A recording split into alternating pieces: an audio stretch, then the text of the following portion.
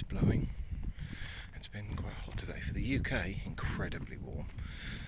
In the late 20s, I think tomorrow maybe 30. Tomorrow is 31, 32 degrees, which is unusual to say the least. And I tell you, they're doing their best to trip me over as you can. But yes, enjoying these long summer evenings. Absolutely wonderful. Probably a bit drier than is good for the wildlife, but nonetheless just stunning. So, what's been happening today on the news front? Well, obviously the top of the agenda is the search for the replacement for young Alexander Boris de Fevre Johnson. They're calling out the woodwork for this go.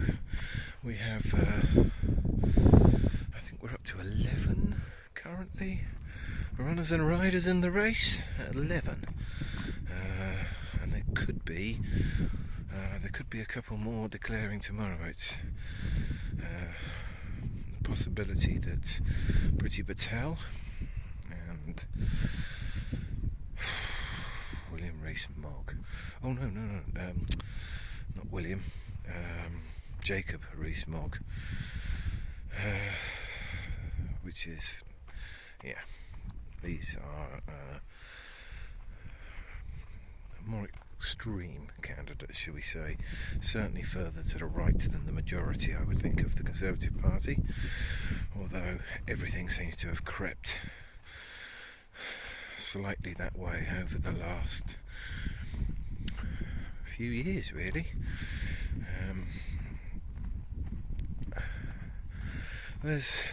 There are one or two individuals who are, I would suggest, at the less unreasonable end of that spectrum, although there's no one in there that I would endorse personally.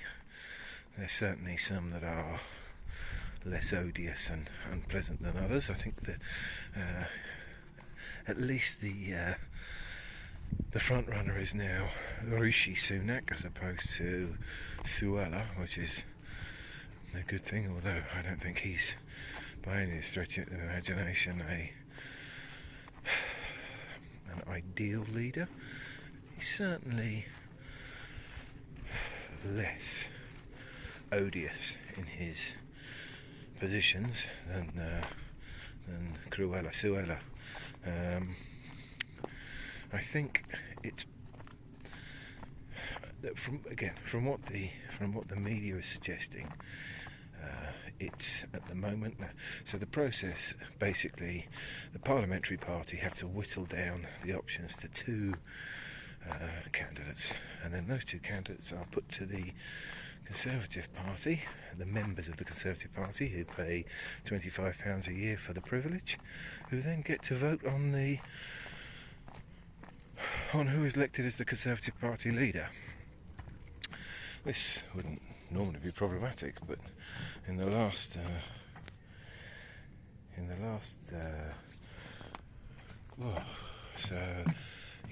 few times this has occurred, they've effectively got to choose the Prime Minister, which is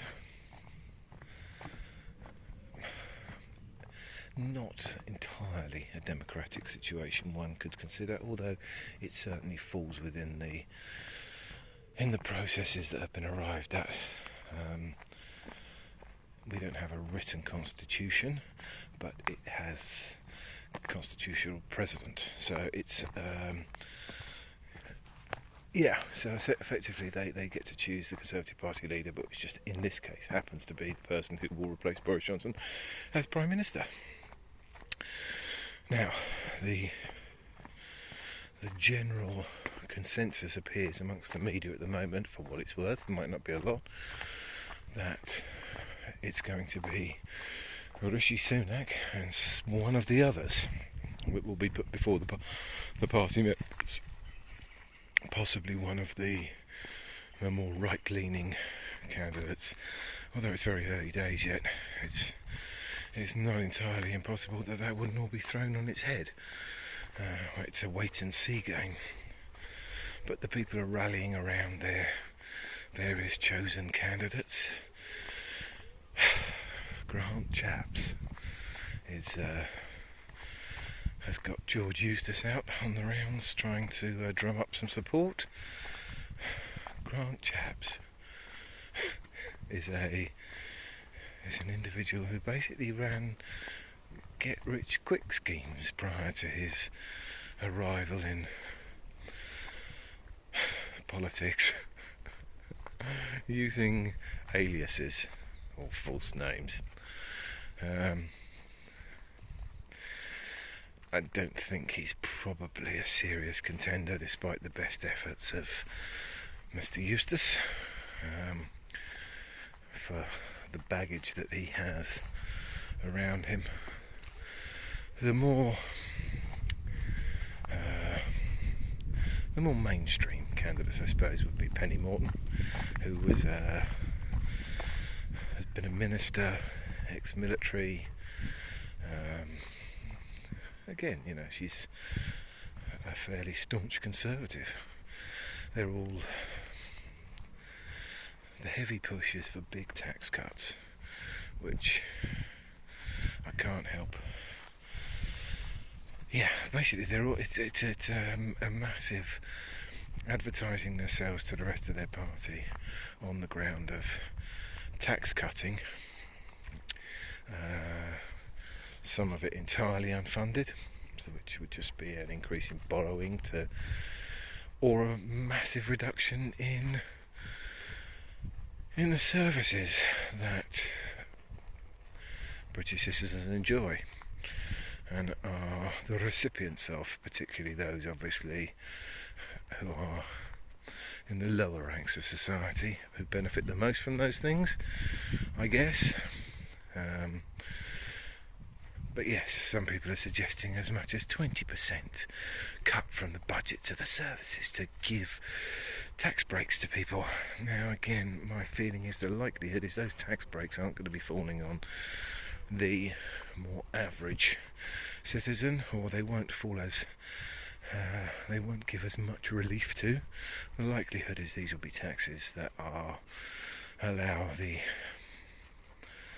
more powerful and influential to pay substantially less. And in fairness, they already do pay the lion's share, but then they have more than the lion's share of the income of the country and the wealth. So it would be a far from equitable situation if they didn't pay more. What is it they say? Those with the broadest shoulders should bear the heaviest burden. So yeah, none of these things look good, though. It looks like they're going to do essentially they don't have to appeal to the more general populace, though. At the moment they just have to appeal to their fellow MPs. Once they've finished appealing to their MPs to get the selection, they will then just have to appeal to the 100,000 or so Conservative Party members, which will be they're an easier sell of those kind of policies. Generally, the Conservative ethos is smaller state, less taxation, and so that is what they will promote. I would suggest that among Conservative Party members, those who are actually paying subs to be a party member, that ethos is even stronger. Not always, but certainly the vast majority of the time. So it doesn't feel like there's a great deal of... Most of what they're suggesting isn't new. Tilly! Most of what they're suggesting certainly isn't new. They are ideas that have been tried on multiple occasions. Economically, they don't appear to have much substance. So cutting taxes from an economic standpoint in order to stimulate the economy. This is the feeling that you stimulate the economy, and you, by stimulating the economy, increasing the growth and GDP, you can effectively make up the income from the tax lost in the reduction of the tax by the increase in the amount of tax base available at the new lower rate.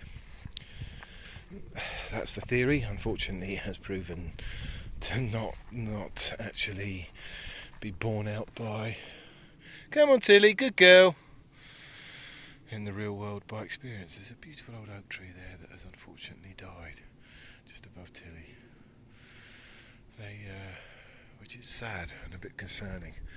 A lot of oak trees seem to be getting a disease that is killing them off. Quite old, mature oak trees that aren't ancient by any stretch of the imagination.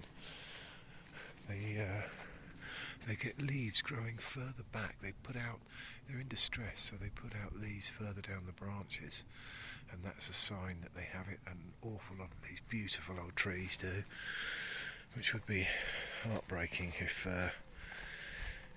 we lose a lot of these fine old specimens.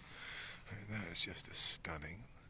That tree has got to be at least a couple of 100 years old. So, yeah, that's a loss to habitat.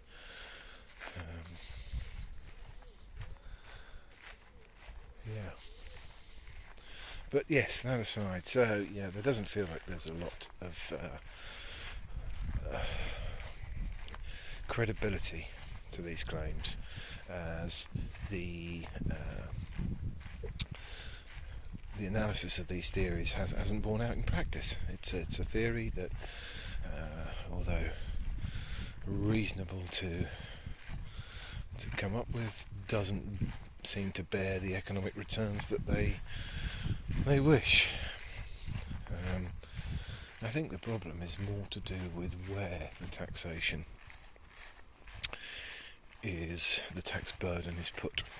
So, if you make the taxes gradually more progressive, those who have more generally tend to spend their money not on things that stimulate the economy necessarily. They tend to more purchase assets, investments, which tends to push up asset prices and cause inflation in that respect, particularly property and things, rather than in the real economy. For example, a billionaire might go and eat at a very fancy restaurant and spend a small fortune on a meal, but he only eats one meal, maybe 3 or 4 if he's got a big family. But if you have 1,000 millionaires and they all go out and eat, they might not eat as fancy eateries. The likelihood is they would, but they might not eat quite such fancy eateries, but they will eat vastly more meals, which creates vastly more stimulus in the economy. But this doesn't seem to have gained much popularity, despite it's been around. These aren't new theories. They've been discussed for a long while. There's even billionaires out there. I think Peter Thiel has put a case for increasing the taxation on the ultra wealthy. Also, it means you are reducing their ability to influence decisions within a democracy to their own advantage, if they haven't got heaps of spare cash around them, which again, certainly on the face of it, would appear to be a good thing. But there are unintended consequences to every decision. So I wouldn't claim it's by any means cut and dried, but I would certainly feel that that's a far more sensible course of action, would be to have significantly more progressive taxes and reduce the tax burden more on the general populace, because that would stimulate the economy, and being able to offer public services to your citizens is a very good way of alleviating some of the stresses and the strains within that society, and allowing people to make decisions with things that are the kind of things that do stimulate the economy, that they spend on, like entertainment or acquisition of clothes or furniture or the millions of other things that actually mean that people actually spend, actually circle money around in the economy, as opposed to people pushing up the asset prices of houses and investments. But none of that's on offer. That's what you could have had. It's not what you're going to get from any of this crop, I don't think. But we'll see. We'll see if who's going to put their foot in it. Someone will shortly. The current Chancellor of the Exchequer seems to be under investigation by the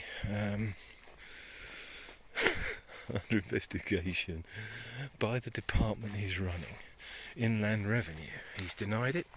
He said it isn't the case, but I would be surprised if newspapers were confident in running that story without very good sources to back up such a claim.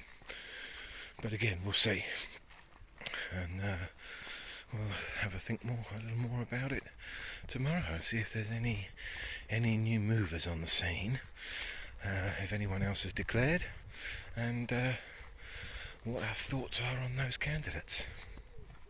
Until then, goodbye from myself and Tilly.